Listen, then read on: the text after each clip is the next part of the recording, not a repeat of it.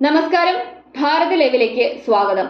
ലോക്സഭാ തിരഞ്ഞെടുപ്പിൽ രാഹുൽ ഗാന്ധിയുടെ റായ്ബറേലിയിൽ മത്സരിക്കുന്നതുമായി ബന്ധപ്പെട്ട് കേരളത്തിലെ ഇടതുപക്ഷക്കാർ പരസ്പര ബന്ധമില്ലാതെയാണ് സംസാരിക്കുന്നത്. രാഹുൽ റായ്ബറേലിയിൽ മത്സരിക്കുന്നതിന് അനുകൂലമായി രാഹുലിന് CPI ഘടകത്തിന്റെ ഒരു ഭാഗം പിന്തുണ പ്രഖ്യാപിക്കുമ്പോൾ മറ്റൊരു വിഭാഗം രാഹുൽ ജനങ്ങളെ വഞ്ചിച്ചു എന്നാണ് പറയുന്നത്. ഇന്ത്യ സഖ്യത്തിന്റെ ഭാഗമായി CPI മണ്ഡലത്തിൽ രാഹുൽ ഗാന്ധിയെ പിന്താങ്ങുന്നു എന്നാണ് CPI സംസ്ഥാന സെക്രട്ടറി ബിനോയ് വിശ്വത്തിന്റെ പക്ഷം. എന്നാൽ വയനാട്ടിലെ ജനങ്ങളെ രാഹുൽ ഗാന്ധി വഞ്ചിച്ചു എന്ന് ആരോപിക്കുകയാണ് വയനാട്ടിലെ CPI സ്ഥാനാർത്ഥി ആനി രാജ.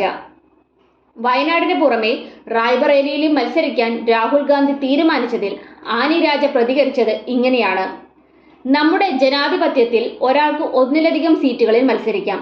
ആ ജനാധിപത്യ അവകാശം അദ്ദേഹം ഉപയോഗിച്ചു എന്നത് ശരി തന്നെ.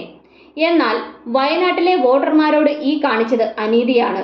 കാരണം താൻ മറ്റൊരു സീറ്റിൽ മത്സരിക്കുമെന്ന് അദ്ദേഹം ഒരിക്കലും വയനാട്ടിലെ വോട്ടർമാരോട് പറഞ്ഞിട്ടില്ല. ഇത് രാഷ്ട്രീയ ധാർമ്മികതയുടെ വിഷയമാണെന്നും ആനി രാജ പറഞ്ഞു. എന്നാൽ റായ്ബറേലിയിൽ മത്സരിക്കാൻ രാഹുൽ ഗാന്ധി തീരുമാനിച്ചത് വയനാട്ടിലെ UDF പ്രവർത്തകരെ നിരാശരാക്കിയിരിക്കുകയാണ്.